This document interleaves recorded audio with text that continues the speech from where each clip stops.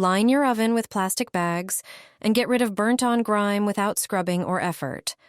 This simple method really works and doesn't require strength or any special tools.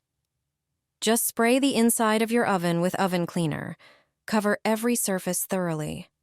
Then take a few plastic bags and press them onto the sprayed surfaces, the bottom, sides, top, and door. The layer of plastic helps lock in moisture and acts as a barrier that boosts the cleaner's effectiveness. That's key, because it prevents the product from drying too quickly, giving it time to dissolve the grease and burnt residue. Leave it for a few hours, or overnight for tougher messes.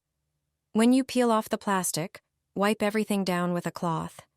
The dirt comes off easily, no scraping or scrubbing needed. Just dry it with a clean towel, and you're done. It shines like new, and the whole process takes just a few minutes. No stress, no effort. You'll never go back to the old way.